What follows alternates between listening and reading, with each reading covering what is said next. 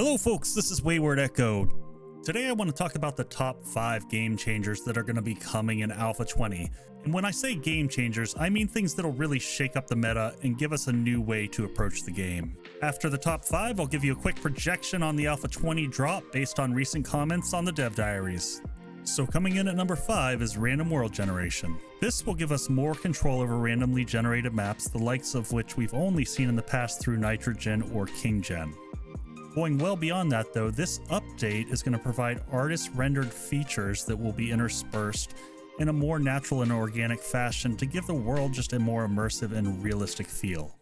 There are some performance increases added in there to reduce the render time, but honestly that's not going to shift how we actually play the game itself. The new approach to city tiles and district layouts, however, will be a massive shift. In this dev footage, you can see that the POIs are much more closely located to each other. From an atmosphere perspective, this is going to give us dark, narrow alleys to play with, as well as all the characteristics of a city that make this feel more lifelike, like the curbs and all the lamps, the street lights and all that. From a gameplay perspective, I feel like this is going to make a big shift because you're going to have sleeper volumes much closer to each other. And then additionally, from a horde base or any type of base perspective, you could actually have walkways between the buildings linking them together. Lastly, this change is going to add the perspective of elevation in a way that we haven't seen it before. This is going to bring sewers and bridges and other characteristics that just make the game world feel more dynamic. Number 4 on my list is going to be primitive weapons. I've seen a lot of negative and positive feedback in the community on this one. But regardless of whether you enjoy the aesthetic of it, it will change early game significantly. Because of the game stage mechanic, it's very difficult early on to get access to rifles and handguns if you're looking at doing an agility or a perception build.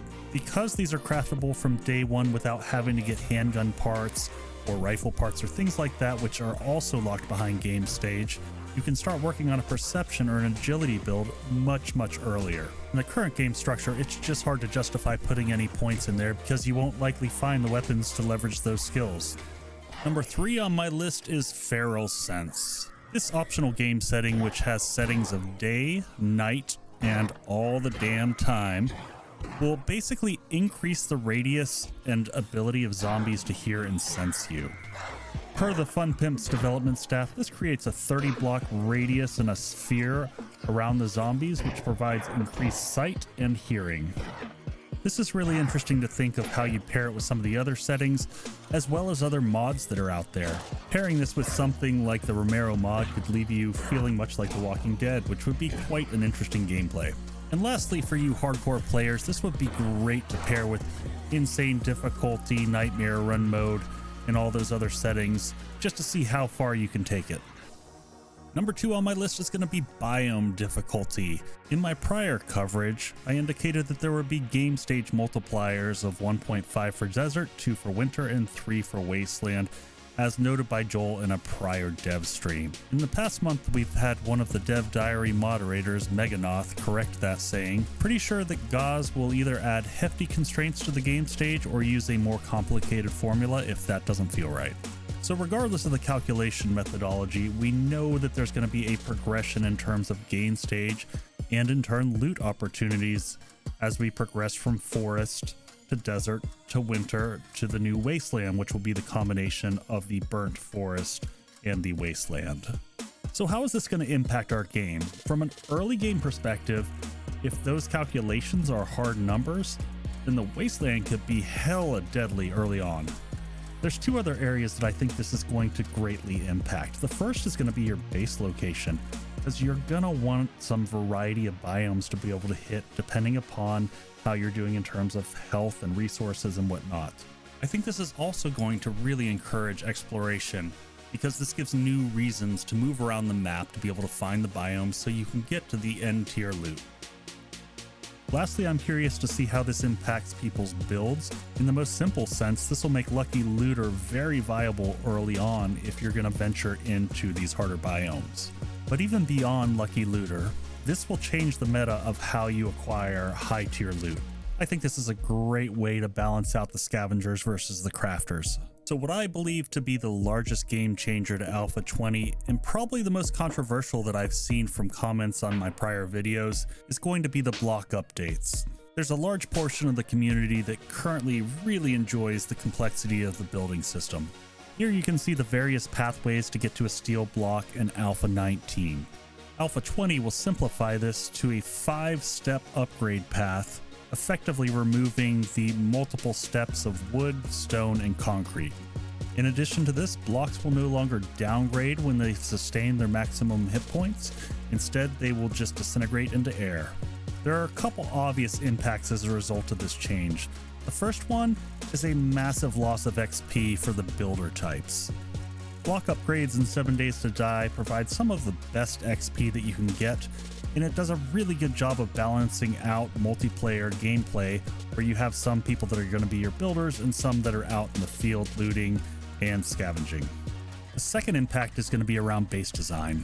Many high-end horde bases rely on steel because it has the ability to take 7,000 damage and then downgrade to reinforced concrete and take another 5,000 damage.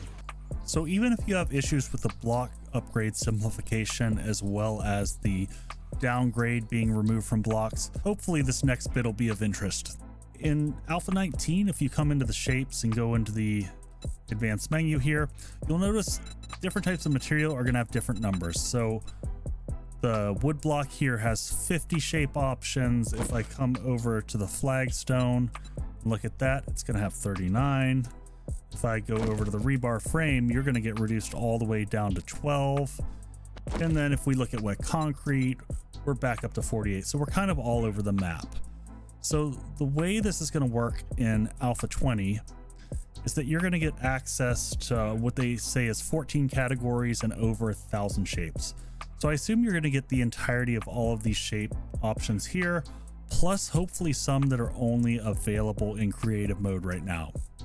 And the way that's going to work is you're going to have a particle board item that you place down, kind of like a frame right now. And once you place that down, then you'll be able to select the material to complete that shape and fill it in. So this will allow you to go essentially straight to whichever material that you prefer. So when we look at this block upgrade, it really has 3 big impacts. The first of which is it's going to severely diminish your ability to level through upgrades. All those incremental upgrades that normally you're getting a boost to your XP over, you're going to lose those. The next thing is that in terms of your base design, your horde bases, it's going to shift the meta quite a bit. Both the combination of the blocks disintegrating instantly, and then plus the addition of the 1,000 odd blocks, or the 1,000 minus the 40 or 50 that you already had. It's going to make a massive shift in how you design your bases. And then lastly, this is the one that I'm actually most interested in from a community perspective. If you're talking about inserting 1,000 new blocks into your palette, the base designs are going to be amazing. So let me know what you're looking at doing with this new capability and what you think this will shift in terms of your base design. So as I mentioned at the beginning of the video, let's talk about that one thing that we all want to know. When the heck is Alpha 20 coming out? But before I do so, if you've enjoyed this, please consider dropping a like and subscribe. I've got lots of new content to bring out to you folks, and I want to make sure that all of you get it. So please, please, please help me out. So when we look at Alpha 20 and timing, the dev diaries have given us some revealing nuggets. When prodded on the dev diaries, moderator Roland here responded that the dev streams would be starting soon. When further pushed, Roland responded, no, really soon. At this point in time, we've got Rick, Lathan, and Joel all talking about starting up the dev streams again. So hopefully it really is soon this time. So if I look at that realistically, I'm going to guess dev streams towards end of September. And that puts us in a situation where maybe end of November, early December for an actual release. So that's my projection, folks. Tell me I'm wrong. I don't think any of us have a clue at this point in time. Anyway, I hope you've enjoyed this little tour on my top 5 game changers of Alpha 20, and I look forward to playing along with you all. So that's all I got today. Eko out.